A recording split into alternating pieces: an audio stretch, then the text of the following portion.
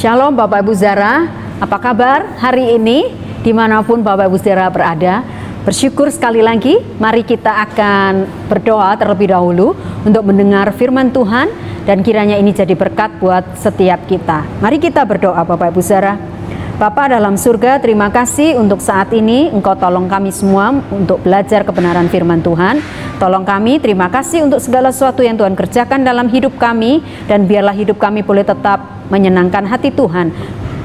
Ampuni kami jika kami kadang berlaku kurang setia di hadapan Tuhan. Dalam nama Yesus kami berdoa, amin.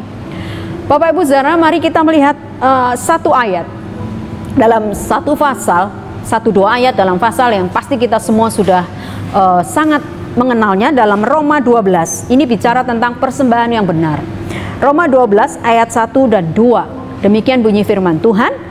Karena itu, saudara-saudara, demi kemurahan Allah, aku menasihatkan kamu supaya kamu mempersembahkan tubuhmu sebagai persembahan yang hidup, yang kudus, dan yang berkenan kepada Allah.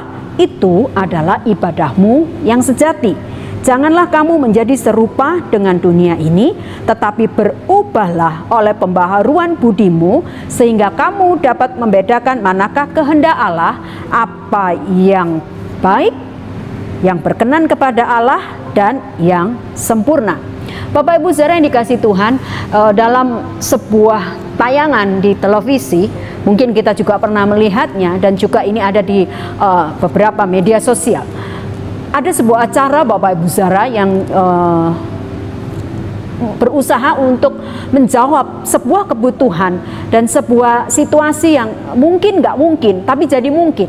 Bapak Ibu Saudara, ada beberapa orang yang secara lahir mungkin dia tidak, dalam tanda petik, dia tidak cantik, dia tidak ganteng begitu ya, tidak tampan. Dia lahir dengan mungkin wajah yang tidak pada umumnya. Sehingga tidak jarang orang-orang tersebut ketika beranjak dewasa, beranjak remaja dan dewasa, dia sering mengalami bullying dari orang-orang di sekelilingnya karena mungkin keanehan wajahnya begitu. Dan kemudian Bapak Ibu Saudara, orang-orang ini seperti sudah tidak punya pengharapan. Dalam beberapa cuplikan mereka yang kemudian akhirnya mendapat sponsor untuk kemudian mereka dioperasi plastik begitu ya Bapak Ibu Saudara, mereka menceritakan bagaimana nyeseknya begitu kira-kira ya, ketika mereka dalam kondisi yang lama, dalam wajah yang lama, mereka mengalami berbagai macam ejekan dan lain sebagainya, sehingga mereka jadi minder, mereka memilih menarik diri karena mereka merasa bahwa aku tidak seperti mereka begitu ya, dan akhirnya kemudian mimpi yang nggak mungkin itu mampir kepada mereka ketika acara itu mensponsori, mendanai mereka untuk mereka diajak operasi plastik, sehingga hal-hal yang tadinya kurang proporsional akan berubah menjadi sesuatu yang luar biasa ya. Dan kemudian tidak jarang dari mereka yang pada akhirnya ketika melihat wajah mereka sendiri, mereka terpesona. Sekarang wajahnya udah sangat-sangat jauh berbeda dari wajahnya sebelum dioperasi plastik, sehingga apa yang nggak mungkin tadinya dalam hidup mereka ya, pasti mereka merasa bahwa sudahlah, hidup saya pasti akan seperti ini, tapi mimpi mereka akhirnya menjadi kenyataan. My dreams becomes true ketika mereka mengalami operasi dan pembenahan di berbagai sudut wajah mereka. Dan ketika mereka menceritakan itu, mereka tak henti-hentinya selain bahagia, mereka menangis juga karena mereka mengalami perubahan yang luar biasa. Nah Bapak Ibu Saudara, saya mau ambil contoh ini adalah sebagai renungan kita untuk mengantar kita seperti apa yang tadi firman Tuhan katakan, bahwa kalau kita sekalian ini diingatkan oleh firman Tuhan supaya kita ini diminta dalam ayat yang kedua dalam Roma 12, jangan serupa dengan dunia ini, tetapi kita diminta oleh firman Tuhan berubah. Berubah apanya? Bukan berubah wajahnya, bukan berubah bentuk tubuhnya, bukan. Yang diminta oleh firman Tuhan, kita diminta untuk berubah dalam pembaharuan budimu. ya Bapak Ibu Saudara, supaya kita dapat membedakan mana kehendak Allah, apa yang baik, apa yang berkenan kepada Allah, dan yang sempurna. Bapak Ibu Saudara, sebuah perubahan akan menjadi perubahan ketika memang di dalamnya ada sesuatu yang berbeda. Kalau bilang berubah tapi ternyata tetap saja sama, itu bukan berubah. Nah Bapak Ibu Saudara, sesuatu yang tidak mungkin seperti tadi saya bilang, orang yang dioperasi plastik karena wajahnya yang mungkin kurang proporsional, terus kemudian dia mengalami perubahan secara fisik, khususnya operasi plastik, dan dia menjadi begitu berbeda. Ada perubahan dari yang lama kemudian dia jadi yang baru. Nah Bapak Ibu Saudara yang dikasih Tuhan, firman Tuhan mengatakan kalau untuk berubah, ya nggak salah, perubahan yang seperti itu juga tidak masalah Bapak Ibu Saudara ya, menurut saya, karena itu acara memang dibuat untuk itu.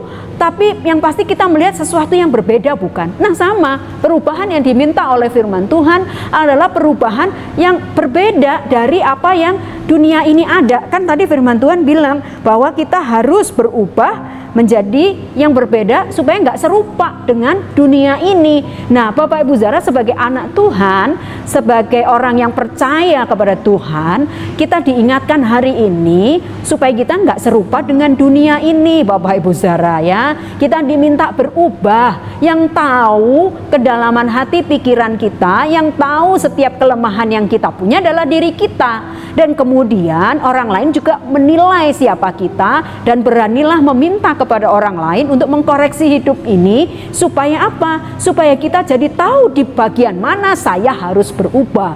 Bapak Ibu Saudara, memang tidak gampang sekali lagi, tetapi firman Tuhan bilang kalau kita berubah, maka kita akan menjadi tahu mana kehendak Bapa, mana yang baik, mana yang sempurna, dan mana yang berkenan kepada Tuhan. Sepanjang kita nggak mau berubah, kita nggak akan pernah bisa bedakan ini dari Tuhan untuk sesuatu yang baikkah, ini yang berkenan atau tidakkah, dan ini juga yang sempurna tidakkah menurut kebenaran firman Tuhan. Karena kita nggak mau berubah.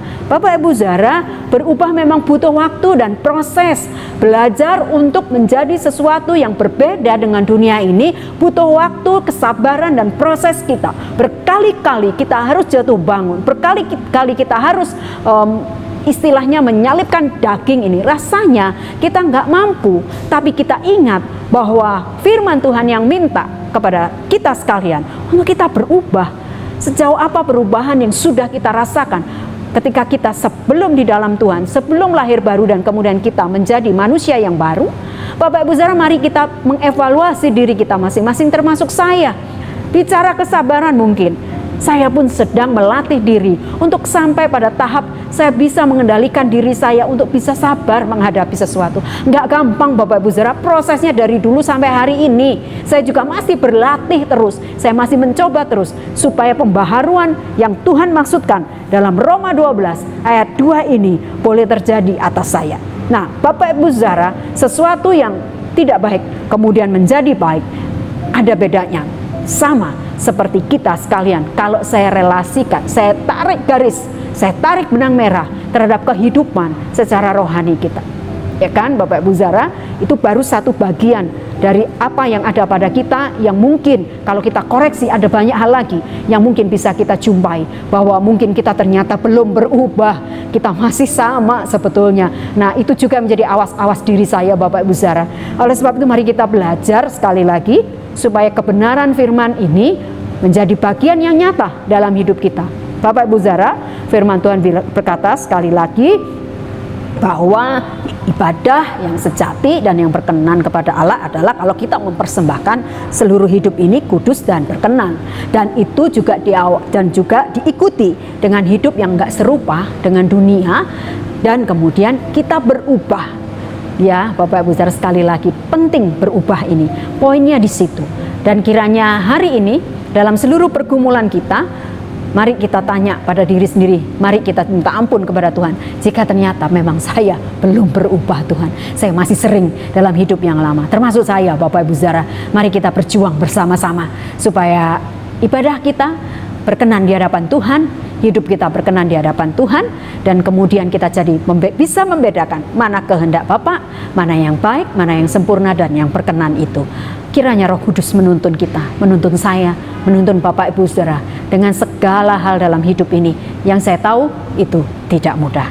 Kiranya damai sejahtera yang melampaui segala akal itu menuntun langkah kita sekalian hari ini dan hari-hari yang akan datang. Tuhan Yesus memberkati Bapak Ibu Saudara sekalian. Mari kita berdoa. Bapak, terima kasih sebab karena kebaikan Tuhan, hari ini, jam ini kami masih boleh diberkati dengan kebenaran firman. Tuhan, tolong kami tahu dalam mempersembahkan tubuh sebagai persembahan yang hidup dan berkenan adalah bukan perkara yang mudah. Kami harus, Tuhan, berubah, dan perubahan butuh waktu dan proses, dan seringkali juga mungkin kami harus jatuh bangun untuk bisa berubah dari sesuatu yang tidak baik menjadi baik. Tuhan, tolong kami, Engkau yang tahu kedalaman hati pikiran kami, Engkau yang tahu kelemahan kami, dan kami juga tahu apa yang menjadi sisi-sisi kelemahan kami yang masih seringkali, Tuhan, kami mungkin ada di dalamnya. Tapi ampuni kami supaya kami jadi tahu ketika kami berubah, kami tahu mana kehendak Tuhan yang baik, berkenan, dan sebagai persembahan yang harum di hadapan Tuhan. Tuhan, tolong kami, sungguh tolong kami, Roh Kudus, supaya ini boleh jadi bagian dalam hidup kami sehari-hari. Tapi kami tahu kami tidak berjuang sendiri, ada Roh Kudus, ada Tuhan yang bersama dengan kami, memampukan kami sekalian. Terima kasih Tuhan, terima kasih. Dalam nama Tuhan kami Yesus Kristus kami berdoa, berkati seluruh kami sekalian yang mendengar, melihat siraman rohani ini. Dalam nama Yesus kami berdoa. Amin.